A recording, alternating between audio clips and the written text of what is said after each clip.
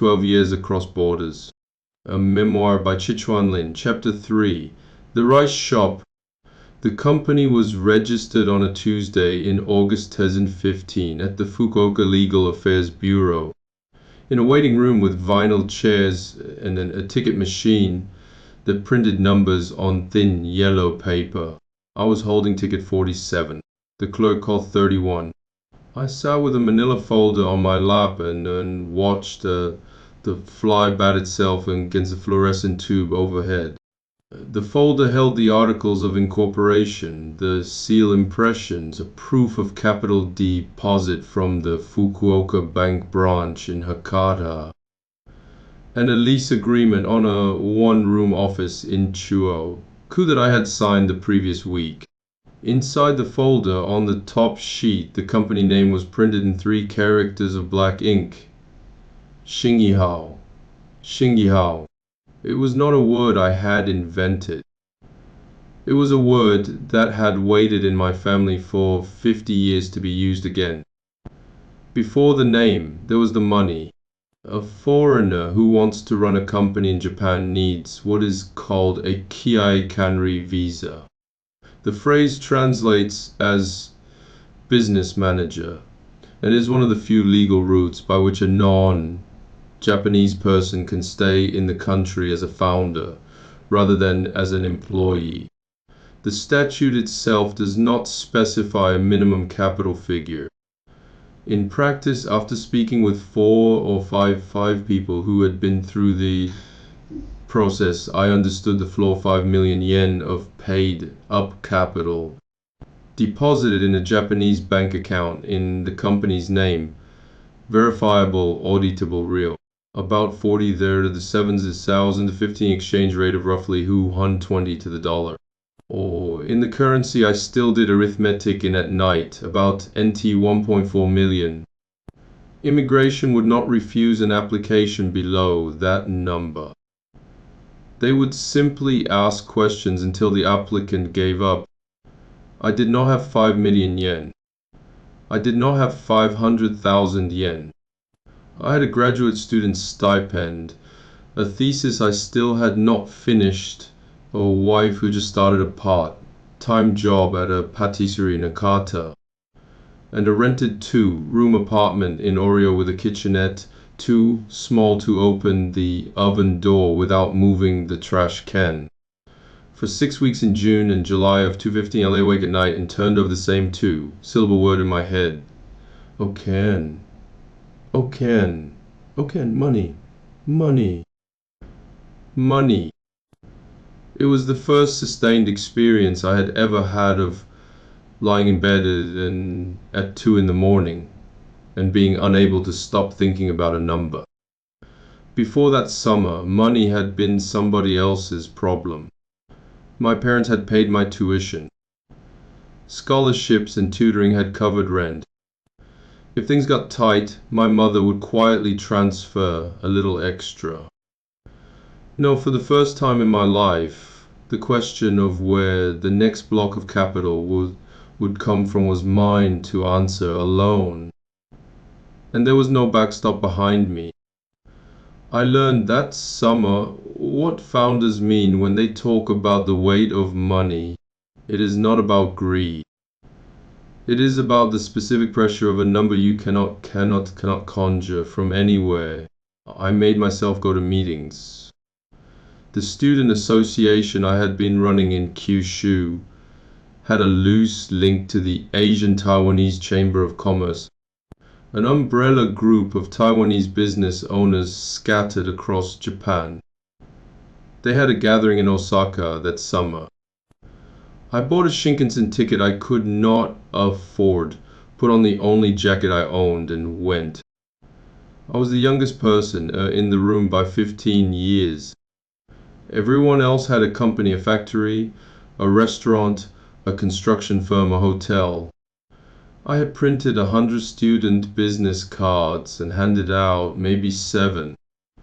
At dinner I sat 10th or 11th chair from the head. The man to my right introduced himself with the same surname as mine. Lin. Not a relative, just the coincidence of a common family name. In his own introduction, he said almost nothing. I do sell banking work in Taiwan. Sell. My ears moved. The word belonged to the world I had been living inside for the previous year. The world of the Kurum trial and HLA screening and investigational peptide work. I put down my chopsticks and told him plainly what I was doing. Taiwanese families, Kurum, the coordination work, the company I wanted to start. The capital I did not have. He listened through the whole thing without interrupting. A careful man with the stillness of someone who had spent his working life watching other people across tables. When I finished, he said, "Write it down. Send it to me. We will speak again." I went home and spent a week not sleeping. I wrote the first pitch deck of my life. It was atrocious. I was a materials science graduate student. I had never seen a profit and loss statement. The market analysis consisted of figures I had pulled off the English Wikipedia pages for the Japanese medical tourism industry and rearranged with a thesaurus. I printed it on the library printer and mailed it to Mr. Lin in Taipei. We met again in a hotel coffee lounge in Osaka in September. He read the entire deck in front of me, took 7 minutes to do it, set it on the table, and said, "Chichuan-san, this is possible." I waited for the letdown. The direction is right. The sector has real need. You have Japanese. You have the university connection. You have stood in the room a few times. This is enough to begin. Whether you can scale it is a different question. Whether you should do it at all, I am telling you, you should. He did not offer to invest. Not that evening, not in any of the conversations that followed over the next decade. What he gave me, over instant coffee cooling between us, was something I could not have bought for any sum of capital, the affirmation of a more experienced man, that the thing I was trying was a thing worth trying. Over the years that followed, when I hit walls, I called him.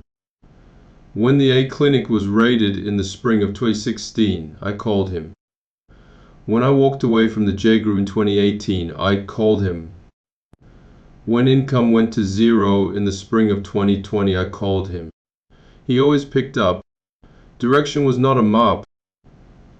I still did not know how to register a Japanese company, or what Aoiro Shinkoku meant, the more rigorous blue form tax filing that qualifies a small company for deductions and loss carry forwards, or when to hire a Jai-sei Shoshi's, the administrative scrivener who handles visa paperwork, or whether a physical office was required to pass the immigration inspection. The answers existed. I did not know where they lived. There was a man in Fukuoka named Lai.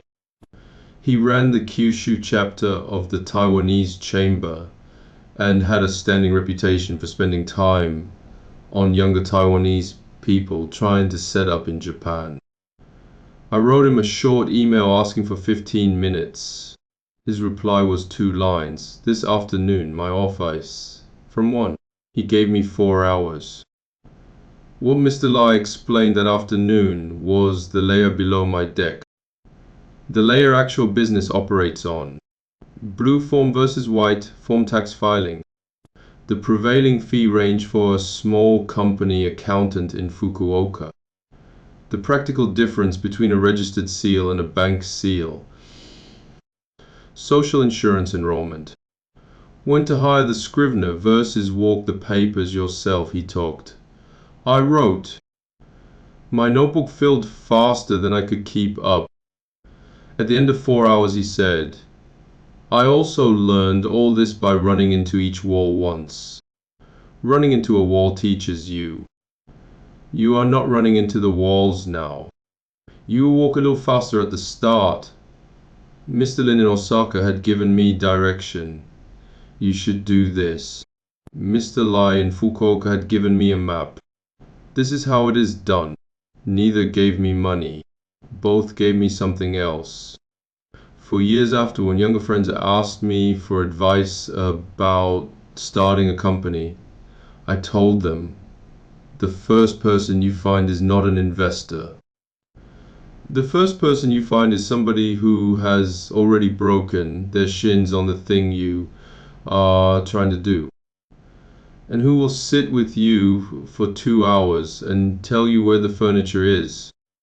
Direction and a map still did not produce 5 million yen. In the same summer, a patient I will call Mr. K made an offer. Mr. K was a marketing professional in Taiwan, moderately well known in his industry, who had come to Kurum through the peptide trial earlier that year. Over 3 trips he had watched me work and had apparently decided I was competent. At dinner after his 4th appointment, he set down his chopsticks. Mr. Lin, do you plan to open a company? I am thinking about it. If you do, I can help financially. For one clean second in my chest, the entire money problem resolved itself. Mr. K was not a small investor. If he wanted to put the T5 million in, he could put the E5 million in tomorrow. I sat with that clean second as long as I could stand, and then I listened to the rest of the conversation. Mr. K had spent his career in marketing. He thought about how to scale things, how to make a service repeatable, standardizable, clonable across customers. The correct instinct for a marketing professional. What I was doing was the opposite. I was sitting next to one family at a time in a rental car, listening to a wife in the backseat cry for 20 minutes. The service I was building could not be cleanly scaled without losing the thing that made it matter. We talked for 3 hours. By the second hour, I understood that we were imagining different companies. He was kind. He was not forcing anything. But the shape of the thing he saw in his head was not the shape of the thing I was trying to build. He never mentioned equity percentages. He never brought up a term sheet. He was that kind of man, which meant that the calculation he was implicitly asking me to do was not financial. It was about whether, once he was inside, I would still be able to decide alone how to sit next to a family in a rental car. I told him, Mr. K, I will remember this offer for the rest of my life. Thank you. I want to try the first step by myself. He laughed a small laugh. Try it alone then. If you run into trouble, call me. He meant it. Declining that evening was the right decision. Not because I foresaw a specific conflict. Because once you accept money from a person inside a relationship that was built on something other than money, the relationship acquires a percentage. It cannot be unpercentaged. Money can be found later. The quality of a thing cannot be restored once it has been divided. 10 years on, Mr. K and I still exchange messages. He is one of the small number of patients who became something closer to a long friend. In the end, the P5 million came from 3 places. My mother, a friend who lent on trust, and the modest sum I had saved from 2 years of freelance translation work. Together they just cleared the threshold. The phone call with my mother is one I remember more clearly than almost anything else from that year. My father had died in 2011, 4 years before. My mother had been running the household alone since. She picked up on the 3rd ring. I said, without preamble, I need to start a company. I need money. On the other end of the line, 10 seconds of silence. Then, all right. How much? I will put it together. That was the call. She did not ask whether I had thought it through. She did not ask whether I knew what I was doing. She did not ask whether the business would be viable. She asked how much, and she said she would send it. I hung up, sat down on the floor of the apartment in Oreo, leaned my back against the refrigerator, and stayed there for a long time. I do not remember if I cried. I remember not being able to stand up for perhaps an hour. When the money arrived from Taiwan a week later, the number in my account was not, in my mind, a capital base. It was my mother's retirement savings, a friend's trust, and the residue of every hour I'd spent in a library translating technical documents for strangers. If I lost it, the person I owed the apology to was not myself. I still carry that understanding. It has not lightened. The company needed a name. I sat at the kitchen table one night with a pad of paper and wrote out every word I could think of. Global medical, bridge, health, Asia, coordination, support. I tried combinations. Every one sounded like a catalog entry from a trade show.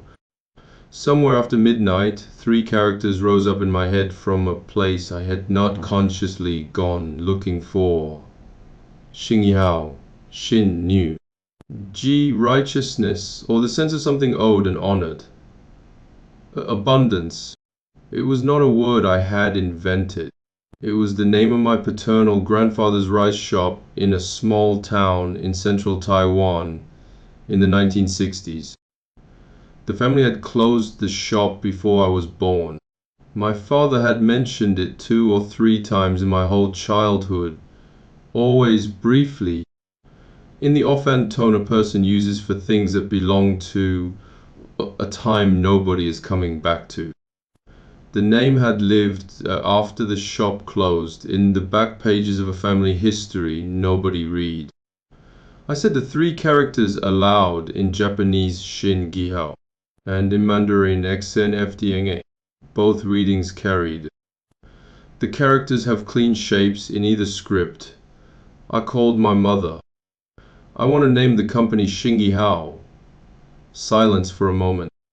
Thin, that's a good name. She did not elaborate, I did not press. I could hear her breathe on the other end of the line, and I had the sense, correctly or not, that she was remembering something I had never been told. A cross-border medical coordination business in Fukuoka, trading under the name of a shuttered rice shop in central Taiwan. There was no logical thread between the two. There was some other kind of thread. For the next 10 years, whenever someone asked me what Shingihou meant, I would smile a little and say, "It was my grandfather's rice shop." Most people laugh. A few pause and look at me for half a second longer than the question warranted, and do not ask the follow-up. I could not have known in 2015 that the rice shop connection would, in the spring of 2020, become useful in a way I would never have predicted. But that belongs to a later chapter. The registration paperwork itself was, as Mr. Lai had predicted, the clearest part of the process. Japan, for all its reputation for bureaucracy, is very good at telling you exactly what forms you need, exactly which order to fill them out, and exactly which window to submit them to. The system is not fast, but it is legible. Company name, registered address, paid in capital, directors, stated line of business. 1 field at a time. Notary certification, seal certificates, bank deposit verification. The whole sequence took about a week of active work spread over 2 weeks of calendar time. The keiei kanri visa application was another matter. That required a 3-year business plan, a signed office lease, financial projections broken out by month and quarter, a hiring plan. a narrative document explaining the commercial rationale, and evidence of the paid-up capital.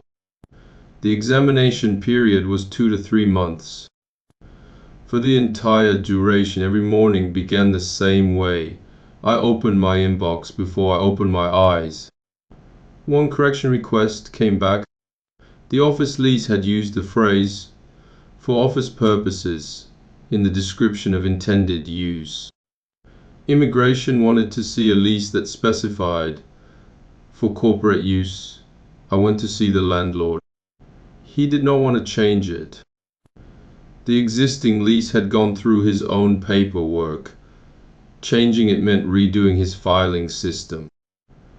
I went home, bought a bottle of decent red wine, returned that evening, and sat on the tatami in his living room drinking it with him for about 40 minutes. We did not talk about the lease for the first 30. We talked about his daughter who lived in Kobe and did not call often enough, and about a restaurant in Tenjin that had recently changed ownership and gotten worse. At minute 35, he reached into a drawer, pulled out the contractors, crossed out 2 lines with a red pen, initialed the changes, and handed it back. This is what operating in Japan as a foreigner often looks like. The rules are legible. Every checkpoint contains a human being. Every human being has their own reasons for why the thing you want is inconvenient.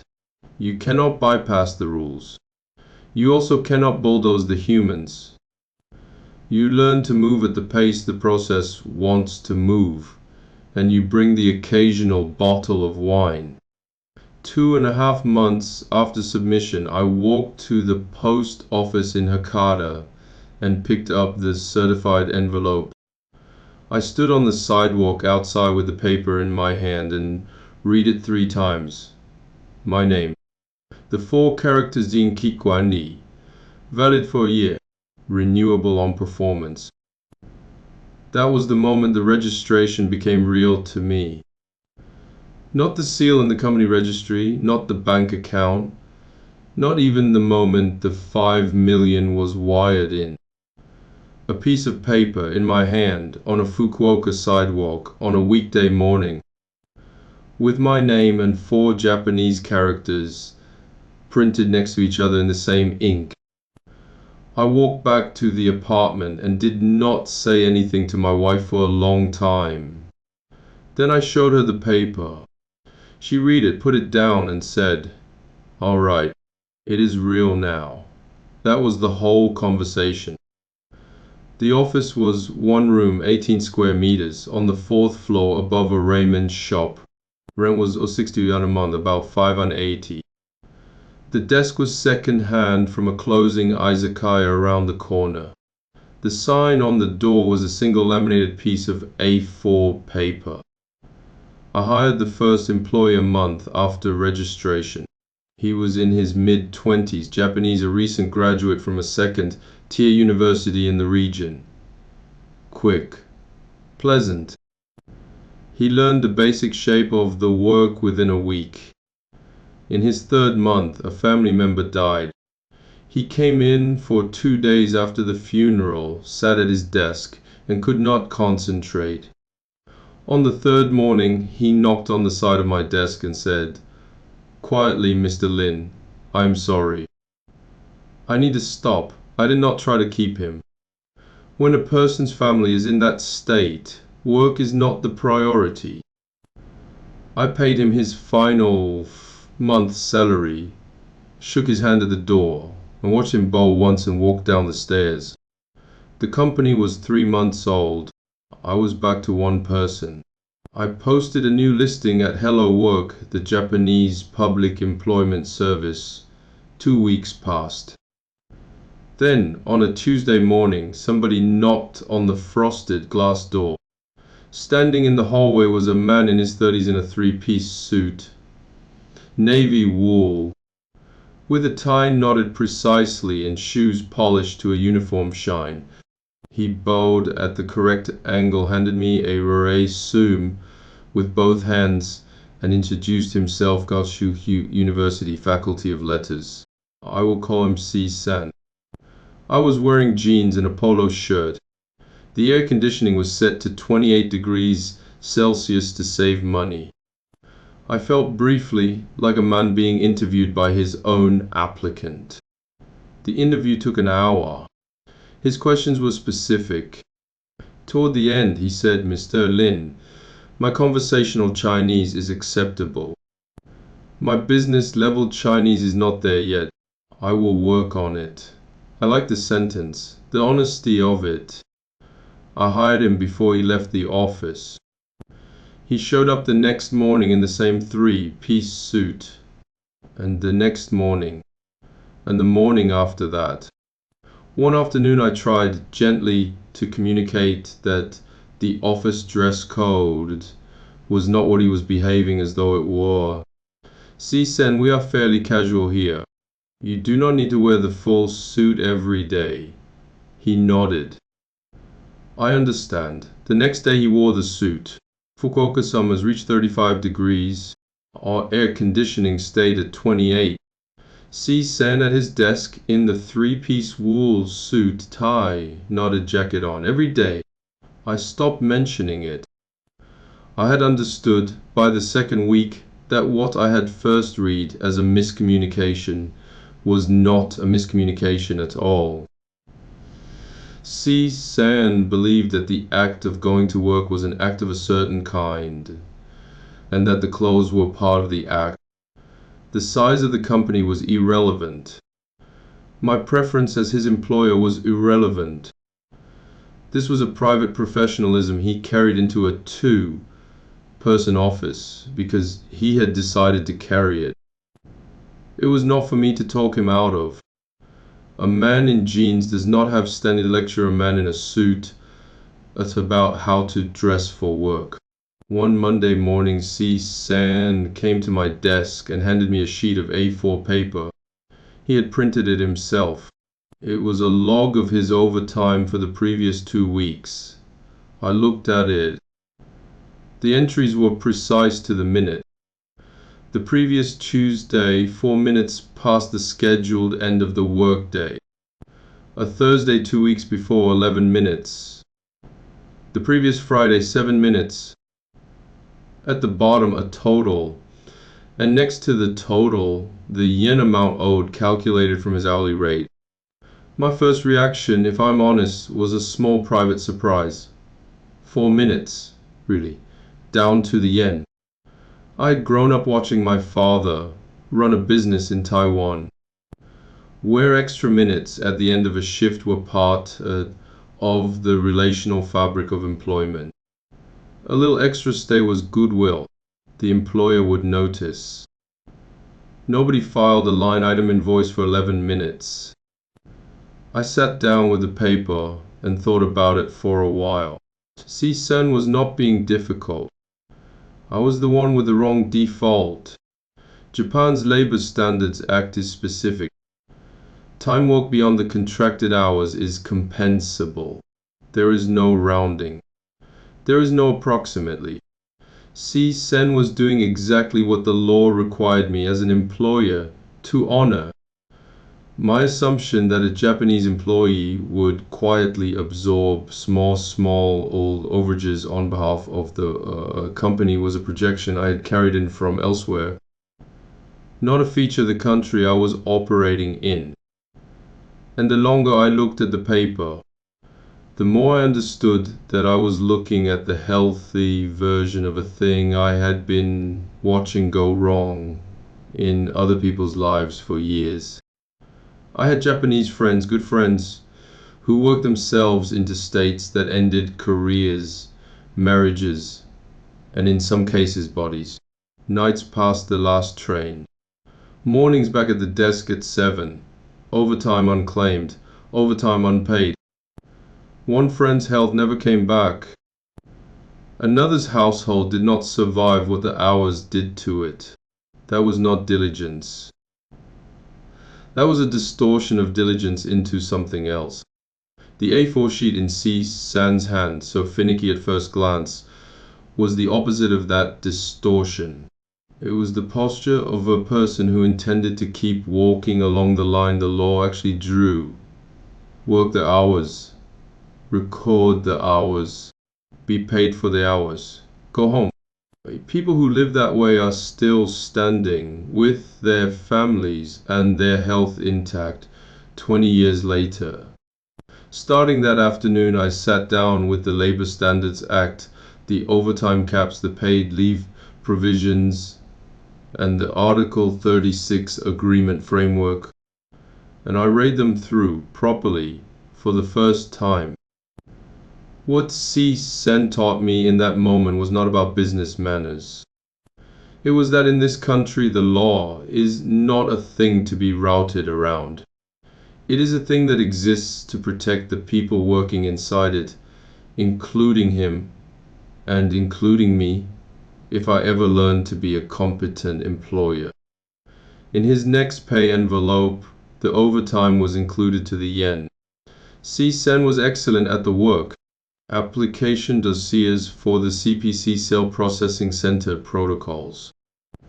Regulatory submissions under Japan's regenerative medicine safety framework. Correspondence with prefectural health bureaus. He produced documents in a register I could not have produced myself if I had lived in Japan for another 20 years. The problem was not the work.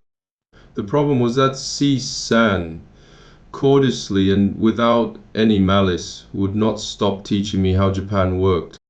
It showed up most often in email. I would show him a draft to a hospital. He would read it, pause a beat, and offer what he considered small corrections.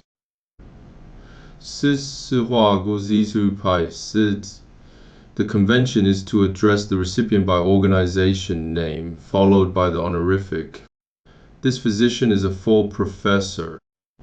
The term of address should be Yensen, no Hapao.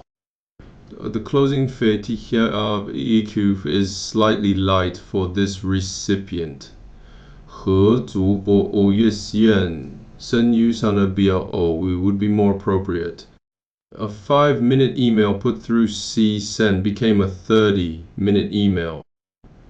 The first several rounds I was grateful. By the 10th I was irritated. By the 20th something smaller had begun to bother me. The issue was not that Ch.3 was wrong. He was almost always correct. He was Japanese. I was not. He had calibrated his whole life on these codes. The issue was that if I accepted every correction, the voice of my company's outgoing correspondence became indistinguishable from that of any competently run small Japanese firm. One of the reasons for my company's existence was to be, in small and specific ways, not that. The thing I could offer Taiwanese families, Chinese families, Japanese hospitals accustomed to a formal patient intake script was a slightly different register, a little more direct, a little less buried in honorifics, a little faster at saying the uncomfortable thing. If every outgoing email was fully corrected into standard business Japanese, the foreignness of my operation, which was the point, would disappear into an ocean of identical prose. My Japanese was not yet good enough to argue about Japanese. I nodded, I absorbed the correction, and a small pebble collected in the back of my chest. My wife turned out to be the person who held the operation together in that first year. Her Japanese was better than mine. Her sense for social nuance was much better than mine. She would occasionally take Ch.3 out for coffee on a Friday afternoon, listen to what he was not saying at the office, and come home and translate. He thinks when you said this would be better, you meant you had been doing it wrong. You did not mean that. You need to preface the suggestion with acknowledgement. He will hear it differently. I was Taiwanese. My default was direct. Say the thing, fix the thing, move on. C-san's default was to listen for what was not said, and to hear criticism where I had not intended any. I had thought before running a company that Japanese employees would be easy to manage.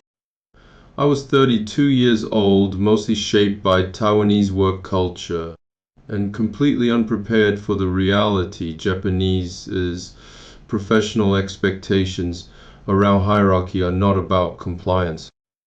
They are about a specific kind of care from the person above. Clear instructions, no public correction, no direct criticism.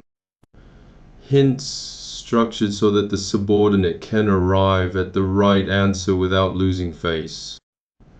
I had none of these skills. I learned a few. I still do not have all of them. What I understood in that first year was that being a founder was not freedom. It was a different cage. As an employee, I had assumed the founder's job was to give instructions, cut paychecks, and enjoy the upside. From the founder's chair, I saw half the day, other people's feelings. The other half managed the problems those feelings generated.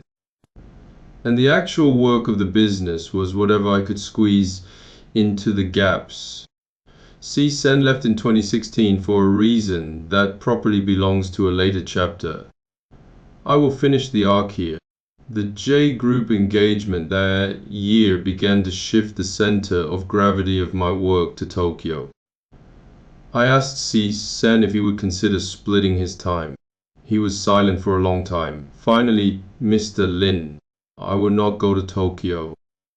I want to stay in Fukuoka. He did not explain. I did not ask.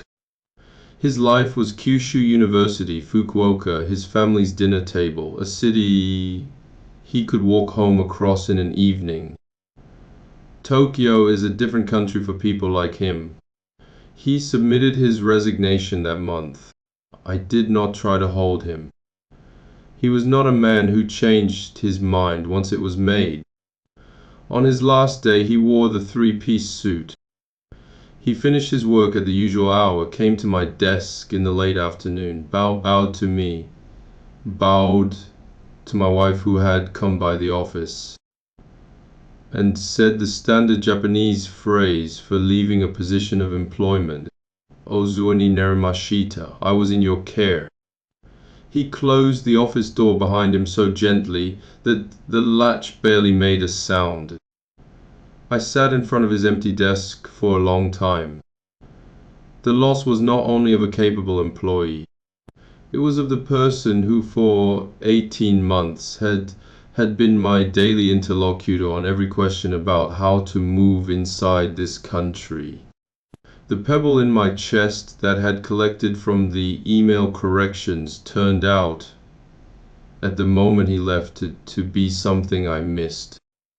In the decades since, I have worked with a number of Japanese colleagues. C-Sen remains the one from whom I learned the most. What he taught me was not a set of conventions, although the conventions were real. What he taught me was the weight behind them, the century of accumulated social arrangement that sits behind every honorific, every closing salutation, every angle of a bow at a door. I do not follow that weight in every move I make. I have never treated it as light. With the visa approved and the phone ringing less often than in the spring, I did what most early stage founders do when the core business is not full. I tried other things. Parallel importing Japanese cosmetics into China, importing Taiwanese tea into Japan, purchasing agent for Shiroi Koibito cookies and Hakata Mentaiko, referring Taiwanese investors to Fukuoka real estate, consulting on Japanese study, abroad applications, 6 months, 5 failed ventures, half my mother's savings gone. What I could not see at the time was that those 6 months were the most economically valuable education I was going to get. Every failed venture taught me something about which industries have real margin and and which only look like they do. I came out of it able to hear a business proposition and within 10 minutes tell whether the economics underneath were real or fictional. Several times that year, flyers arrived for founders seminars. 2-day intensives, 35,000, about 330, with the promise that the course would pay for itself within 6 months. I did not go, or 35,000 was a month of groceries. The people who sign up for founders seminars are mostly at a stage earlier than the instructor. And I was already in the field, being taught for free by the walls I was walking into. If you want to actually learn an industry, find somebody who has already done it and ask, where did you break your shins? Nobody will hand you their trade secrets. Everybody, if you are respectful, will tell you which walls they hit. That information is not for sale in any seminar. It is for sale across most dinner tables in the world if you know how to ask. By the end of 2015, Shingihou was 6 months old. The books showed a loss. The first employee was gone. Sen was in his first weeks with us. Half my mother's transfer had been spent on office rent, salary, and the side ventures that had gone nowhere. I had paid back none of the friend who had lent me the balance. My wife mostly did not speak about the company in those months. She had understood that I could not be talked out of what I was doing, and that commentary would not improve my position. She made dinner. She asked about Sen. She did not ask about the bank balance. I knew she was watching the bank balance anyway. In the evenings I sat at the kitchen table with a single light on and ran the numbers. The numbers did not improve by being run again. I ran them again. Outside, the Coombe volume had begun to thin. Other interpreters had appeared in the region at lower prices. Nobody's fault. Supply finds demand and supply increases until the margin thins. It is how open markets work. But in the same weeks the Kurum calls were tapering, a new phrase started appearing in my inbox. Fused cell therapy. A patient I will call Mr. T called me first.